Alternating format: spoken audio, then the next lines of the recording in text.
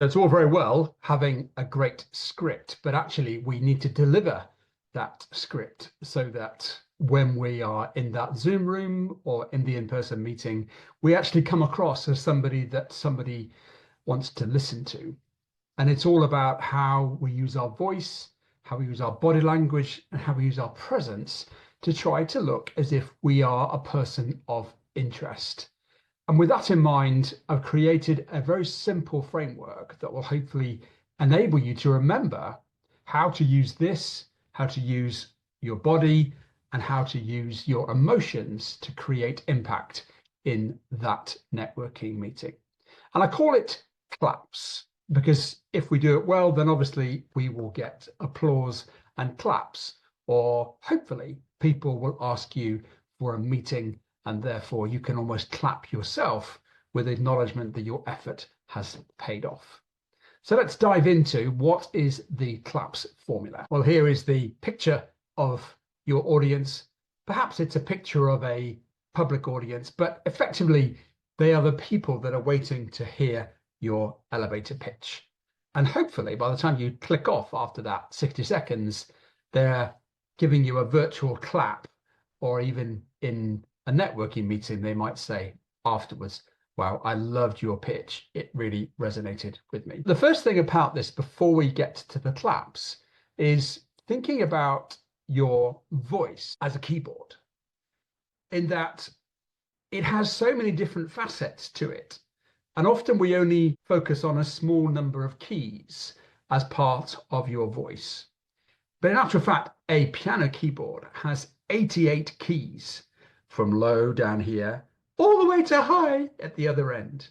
And at the same time, there are some pedals that almost make your voice soft or loud or even echo, echo, echo.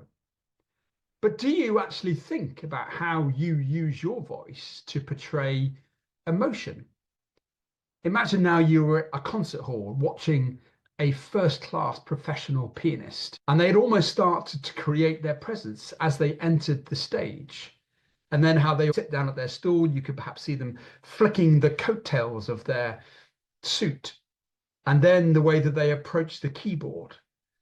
They look at the audience perhaps briefly, and then take their hands, and at certain points they'll almost tickle the keys.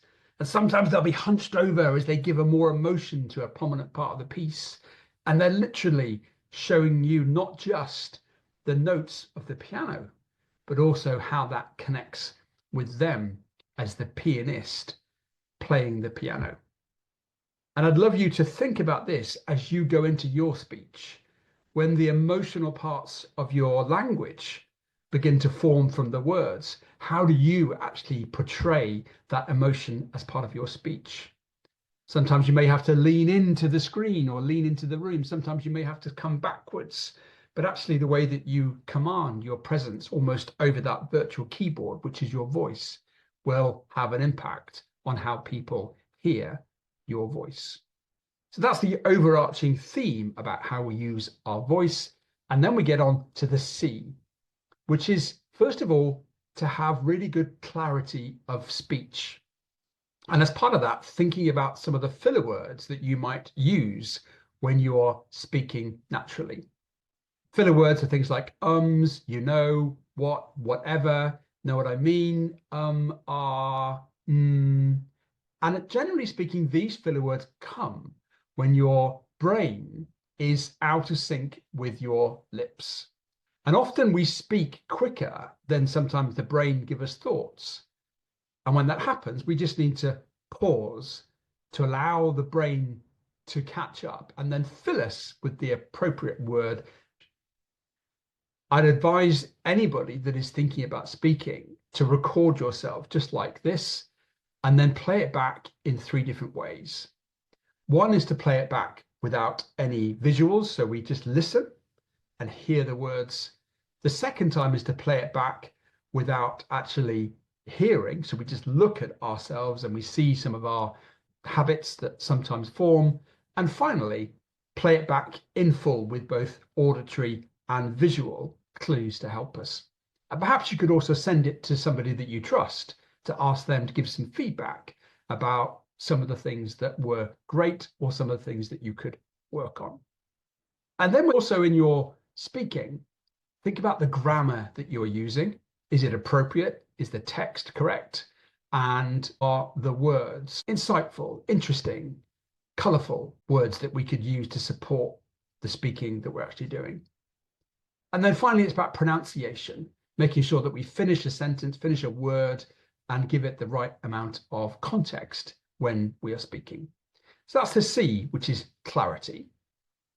And then as we speak, we can talk about loudness. Sometimes we want to talk really loud to give emphasis and meaning to what we're talking about. Sometimes we just want to go quietly to allow the audience to just hang on every word we are saying. And again, with that keyboard analysis we talked about earlier, sometimes we just play at the same loudness all the time. And actually, by varying our loudness, we can become interesting and playful with our language. So think about the loudness you're using as part of your pitching process.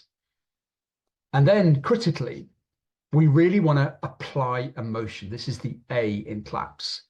Some of the 6 popular emotions would be happy, sad, angry, fearful, surprise, and disgust. And just by thinking about something happy, it changes the tonality of how we think about things. Or I'm now thinking about something that was really sad that happened to me in my past. Or sometimes somebody that really aggravated me. And you can see how your language then affects the emotion in your voice. And perhaps suddenly somebody saw something that was a little bit surprising, and you can hear that emotion coming out. So when you see that in your pitch, you can see some of the emotions that are in the words. Make sure that your delivery matches the emotion that are in words. And then we get to the P, which is applying pauses. There'll be something in your pitch that's relevant, important, critical. And we need to allow the audience to have time to absorb the significance of that message. And that's where we have the pause. And people talk about the power of the pause. So if I give you an interesting question, something like, do you know it takes roughly 90 days on average to create a new habit? I'm wondering how long you have spent with a habit before in your life.